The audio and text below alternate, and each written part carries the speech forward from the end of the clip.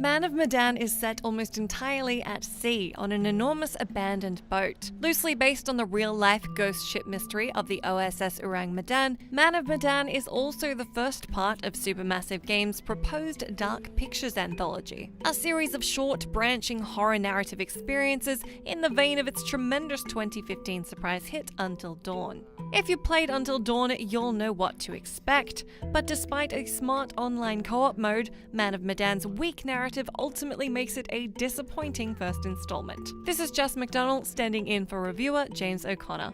Horrified, he looks closer to see the dead man's face in the dark. Closer. Closer. And he sees. It's his own face.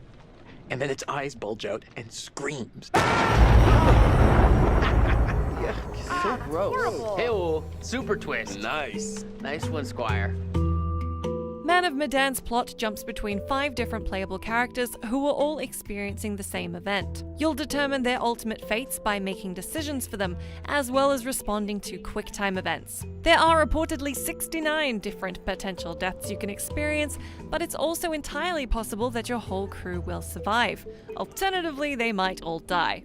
In conversations and at pivotal points in the plot, you'll often be given 3 options, one of which is always to say or do nothing. So focused is Man of Medan on its story, there are no puzzles to solve or combat systems to master outside of these choices. Just lots of exploring and quick-time events. However, the game is plagued by a big central problem, a fundamentally weak plot. The story isn't engaging since the player is given little reason to care about the characters, and the horror tropes being explored mostly feel hackneyed and uncreative. After a brief prologue scene set in the 40s, you spend Man of Medan's roughly 4-hour runtime in the present day. The story opens with the crew planning a dive to a previously untouched sunken fighter plane from World War II, which ultimately leads to a series of events that sees them trapped on the Medan. A seemingly haunted, abandoned ship, held captive by a pirate gang who are convinced that the ship, which is riddled with dead bodies, contains treasure. Naturally, things start going bump in the night, and the gang finds themselves dealing with various ghouls and terrors.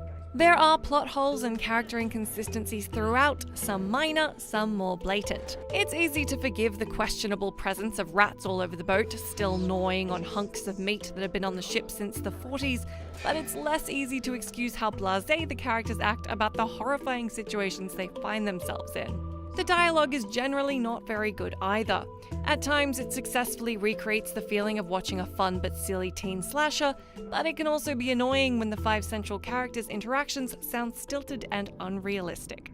Yeah, man, this whole rust bucket's one tetanus shot from the bottom of the ocean. We already tried to escape. Didn't exactly work out. Without spoiling anything, the story explains a little too much about what's happening on the Medan in a way that makes repeated playthroughs much less satisfying. There's also an over-reliance on jump scares, which cheapens the horror experience. On the plus side, it looks tremendous. The character models can be a bit waxy, but the ship is extremely detailed and creepy, and the game effectively communicates how unpleasant the act of exploring a creaky rust bucket full of dark corners and rotting corpses must be. You hear that? If by that you mean the terrifying sound, then no, I didn't hear it. You know you did. Was it something moving? Something moving would make that sound? Sure. The trade-off, at least on a base PS4, is that the animations frequently stutter, breaking the mood as frames slip away. There are pacing issues too, especially with the extremely slow opening section that weighs down repeat playthroughs.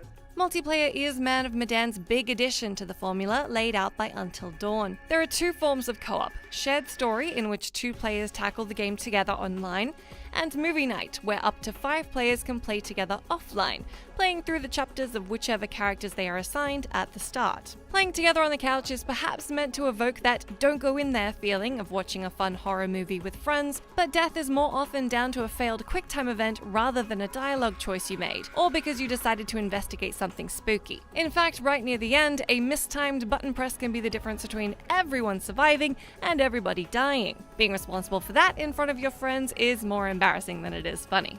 However, so many of the game's issues feel like much less of a problem when you jump into the smart and innovative online mode. Shared Story sees you both playing at the same time, taking control of different characters as their scenes play out simultaneously. You'll both eventually get a turn with every character, if they live long enough, and often your paths will diverge. In single player, you'll still see both scenes, but one will be greatly truncated. In online co-op, some of these scenes are expanded, or you might occasionally see parts of the story or make choices that cannot be accessed in single player.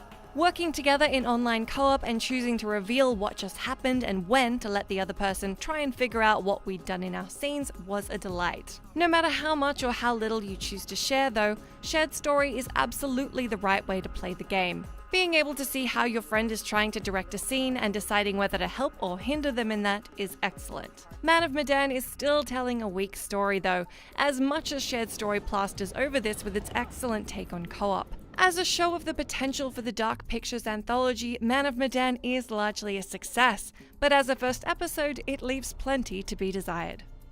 Oh, what the fuck? Don't touch it! Why did you touch it?